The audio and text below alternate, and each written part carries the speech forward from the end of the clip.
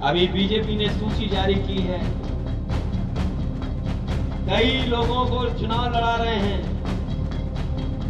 बताओ, कहीं 33% अगर आ गई हो दलित माताएं बहनें तो हमें बता दो। बीजेपी के लोग 33% लड़ाए न लड़ाए, लेकिन समाजवादी पार्टी 20% महिलाओं को टिकट दे करके उनको मौका देने का काम करेगी।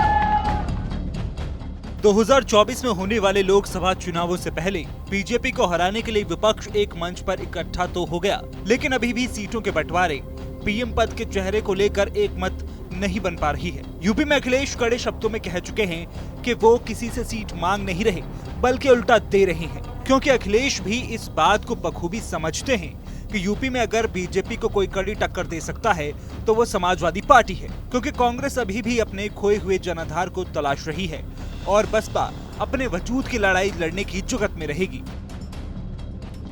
इसलिए यूपी पर सबका जोर है, क्योंकि कहते हैं कि दिल्ली की सियासी सफर यूपी के रास्ते तय किया जा सकता है। इस बात को अखिलेश यादव ने भी माना है। रीवा में जनसभा को संबोधित करते हुए अखिलेश यादव ने कहा कि अभी हमारे कई साथी कह रहे हैं कि पीएम बन जाओ, प्रधानमंत्री की रेस में समाजवादी खड़े हो जाओ।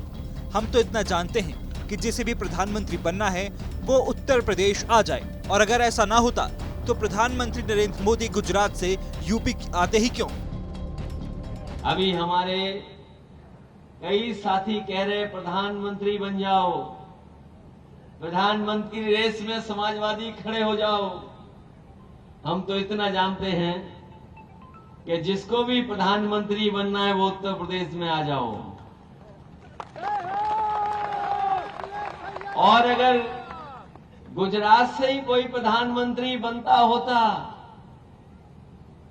तो फिर उत्तर प्रदेश में क्यों आए प्रधानमंत्री? क्योंकि वो जानते हैं कि उत्तर प्रदेश के बिना, उत्तर प्रदेश को जीते बिना दिल्ली की सरकार नहीं बनेगी।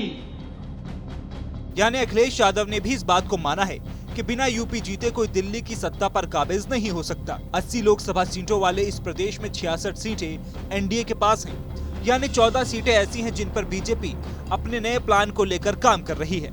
और 2022 में हुए विधानसभा चुनावों के नतीजों पर गौर करें तो उसमें सपा ने बीजेपी को कड़ी टक्कर दी थी। इसलिए ना तो बीजेपी ही और न ही विपक्ष यूपी को लेकर कोई कसर छोड़ने को तैयार है।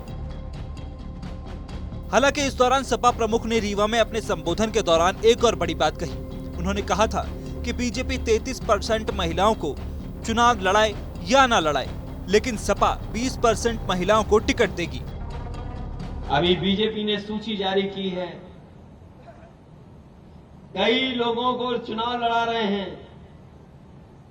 बताओ, कहीं 33% अगर आ गई हो दलित माताएं बहनें तो हमें बता दो। उसमें अभी जो सूची जारी हुई है भारतीय जनता पार्टी की,